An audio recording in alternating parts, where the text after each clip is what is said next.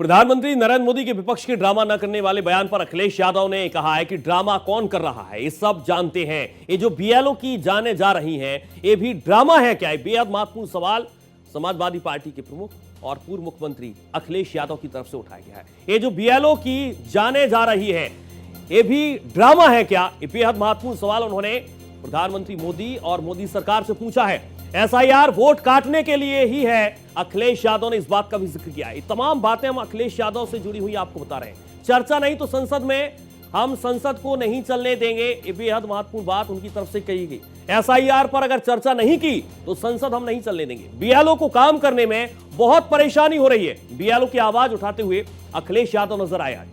दबाव से यूपी में कई बीएलओ की मौत हुई।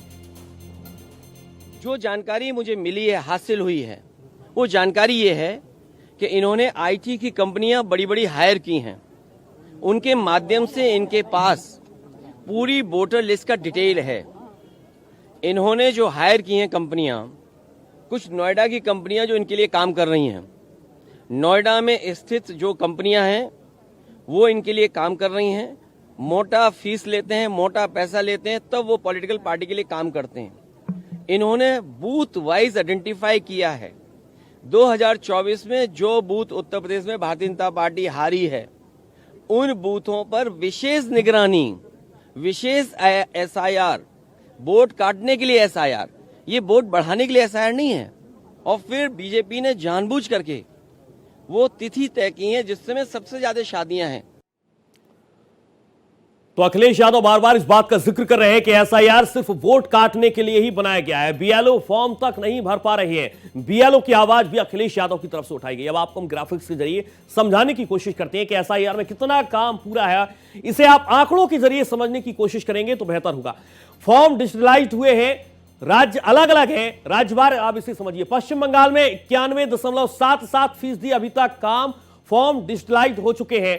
दूसरा नाम है उत्तर प्रदेश का, जहां पर 60.91% काम पूरा हो गया है और ये फॉर्म भी अपलोड हो गए हैं डिजिटल तरीके से। हम आपको ये डेटा बता रहे हैं।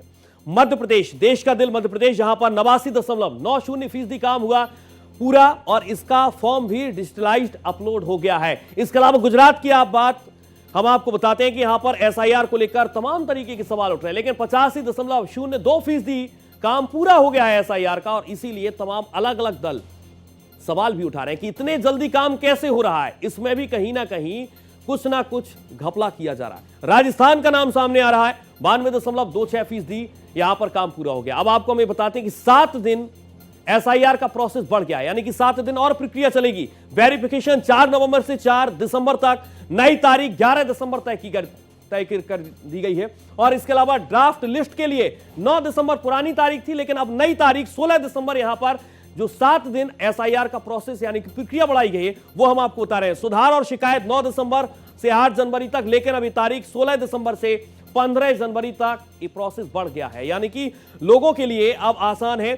सुनवाई और सत्यापन 9 दिसंबर से 31 जनवरी, लेकिन अब नई तारीख पर अगर गौर आप डालेंगे, नजर दौड़ाएंगे तो 16 दिसंबर से 7 फरवरी तक की तारीख जा पहुंची है। इसके अलावा वोटर लिस्ट 7 फरवरी 2025 पुरानी तारीख तय की गई थी, लेकिन नई तारीख 14 जनवरी अब यहां पर तय की गई है। चुनाव आयोग ने बीएलओ की सैलरी बढ़ा दी है। बीएलओ को डबल सैलरी अब मिलेगी। पहले जितनी सैलरी मिलती थी अब उससे भी डबल मिलेगी। चुनाव आयोग ने बीएलओ की सैलरी डबल कर दी है। बीएलओ की सैलरी 6,000 से सीधे 12,000 कर दी गई है। आप देखिए, पहले 6,000 एक तरफ दिए जाने थे बीएलओ को, लेकिन अब इस सैलरी 12,000 कर दी गई है। पहले 6,000 और अब दोगुनी सैलरी बीएलओ को मिलेगी, यानी कि बूथ लेवल ऑफिसर को। लेकिन सबसे बड़ा सवाल यह है कि बीएलओ क्या प्रेशर में वाकई है या सिर्फ राजनीतिक मुद्दा बनाने की कोशिश है। बीएलओ सुपरवाइजर की सैलरी भी बढ़ा दी गई है। पहले 12,000 से बढ़ाकर अब 18,000 इस सैलरी मिलेगी। बीएलओ सुपरवाइजर को पहले 12,000 मिलने थे, लेकिन अब 18,000 दिए जाएंगे। अखिलेश का ध्रुवीकरण का खतरा, अब आप इसे भी समझिए। उत्तर प्रदेश में 10% यादव हैं, मुसलमान है 19%, सवर्ण है 19%, और बिहार में यही आंकड़ा जा पहुंचता है यादव 14%, मुसलमान 17% और सवर्ण है 10% का। और शायद इसीलिए अखिलेश को ध्रुवीकरण का खतरा लगातार बना हुआ है। और 10% वोट यादव, मुसलमान 19%, सवर्ण 19%, और यह आंकड़ा अगर बिहार में आप देखेंगे तो यादव 14%, मुसलमान 17%, सवर्ण 10%। और इस आंकड़े के जरिए आप समझने की कोशिश करिए कि शायद इसीलिए अखिलेश यादव को ध्रुवीकरण का खतरा बना हुआ है। और यहां रुकना बहुत छोटे से ब्रेक के लिए, आप देखते रहिए भारत एक्सप्रेस। तो कोलकाता में बीएलओ का प्रदर्शन हम आपको बताने की कोशिश करेंगे। अब आपको पश्चिम बंगाल लेकर चलते हैं, जहां पर कोलकाता में बीएलओ का प्रदर्शन, चुनाव आयोग के बाहर प्रदर्शन, मुख्य निर्वाचन अधिकारी के दफ्तर को घेरा गया।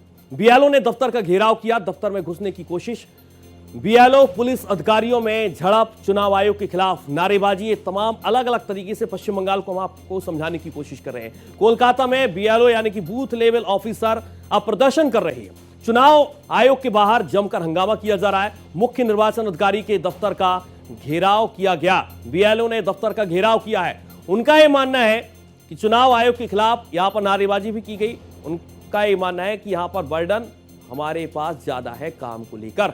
दफ्तर में भी घुसने की कोशिश की जाती है। अलग अलग ब्रेकिंग के माध्यम से हम आपको समझाने की कोशिश कर रहे हैं कि किस तरीके से एसआईआर को लेकर बीएलओ लगातार पुलिस अधिकारियों में झड़प होती है। और इन तस्वीरों को आप देखिए, पश्चिम बंगाल की तस्वीर हम आपको दिखाने की कोशिश कर रहे हैं। बीएलओ यहां पर सड़कों पर उतर आए हैं, इन्हें आप देखिए, सड़कों पर पुलिस के साथ नोकझोंक हुई, समझाने का प्रयास भी किया गया। बड़ी संख्या में सड़कों पर उतरे, बैरिकेडिंग की गई और यहां पर देखिए हेलमेट लगाकर पुलिस को सुरक्षा व्यवस्था का जिम्मा संभालना पड़ा।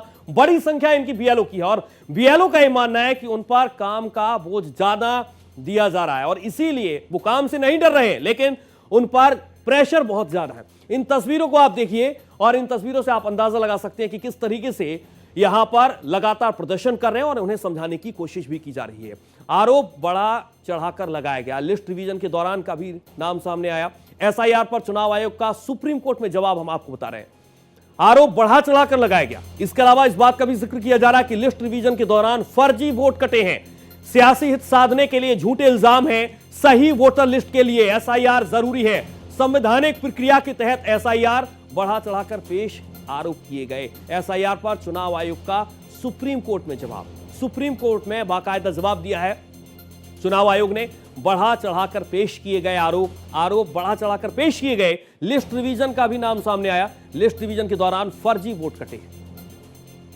भारत में स्वतंत्र, निष्पक्ष एवं पारदर्शी चुनावों के सफल संचालन को आज पूरा विश्व जानता भी है और मानता भी है और इसीलिए विश्व के 37 जनतांत्रिक देशों के प्रतिष्ठित समूह ने अपने 30 वर्षों के इतिहास में पहली बार भारत को international institute for democracy and electoral assistance, international idea के अध्यक्ष के रूप में आमंत्रित किया है।